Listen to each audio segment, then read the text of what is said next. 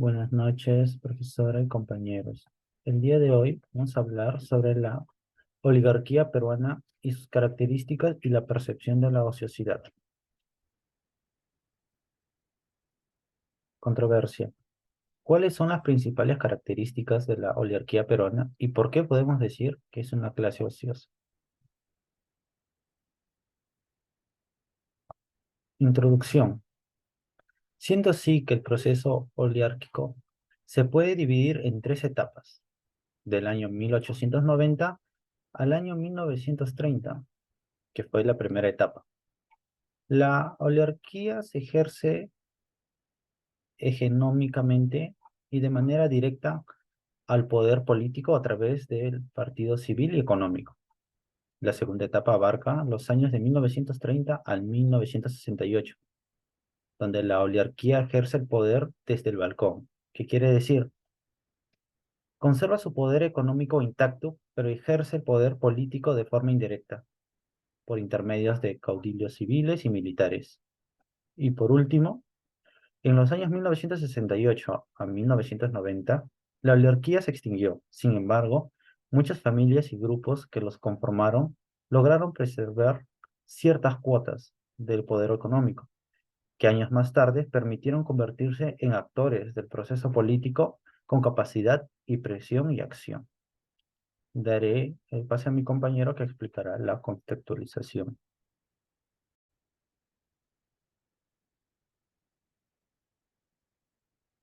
Profesora, buenas tardes. Mi nombre es Néstor Quispe y yo voy a hacer lo que viene siendo el desarrollo del texto.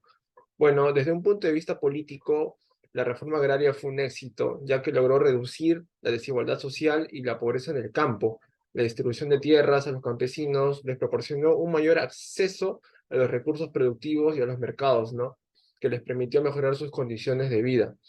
Según un estudio del Banco Mundial, la reforma agraria redujo la pobreza de un 62% a un 26%. Esto ocurrió entre los años 70 y 80. ¿Ya?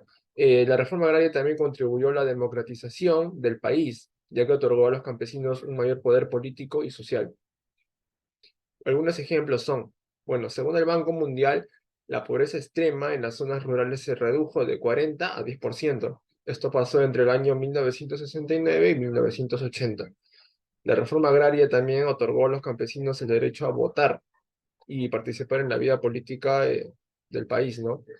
La reforma agraria también contribuyó a la reformación de nuevos partidos políticos de izquierda que representaron intereses por los campesinos.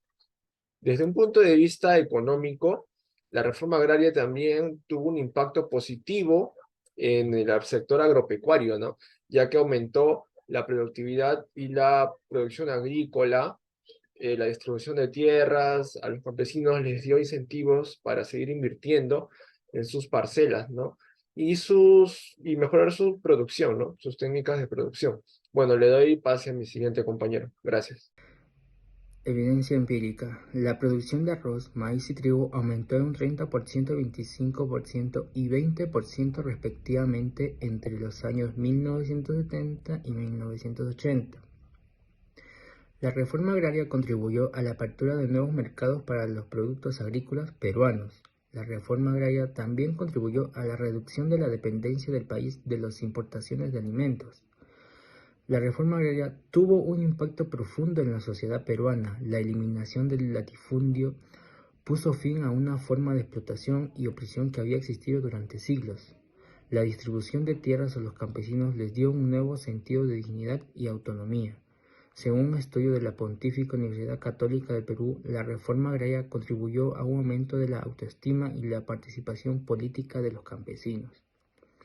Además, la reforma agraria contribuyó a la formación de una nueva clase media rural. Los campesinos se sintieron más empoderados y comenzaron a participar más activamente en la vida política del país. La reforma agraria contribuyó a la reducción de la migración del campo a la ciudad y a la mejora de la educación y la salud en las zonas rurales. Conclusiones. En conclusión, la reforma agraria en el Perú fue un proceso histórico positivo desde un punto de vista político, social y económico. La reforma agraria logra reducir la desigualdad social y la pobreza en el campo. tuvo un impacto positivo en el sector agropecuario y contribuyó a la democratización del país. Algunos aportes adicionales, además de los argumentos y evidencia empírica presentadas anteriormente, la reforma agraria también tuvo como otros aportes positivos para el Perú, tales como la promoción del desarrollo rural sostenible, la protección del medio ambiente y la promoción de la cultura y la identidad campesina. La reforma agraria fue un proceso complejo y desafiante, pero también fue un hito importante en la historia del Perú, ya que la reforma agraria sentó las bases para un desarrollo rural más equitativo y sostenible para nuestro país.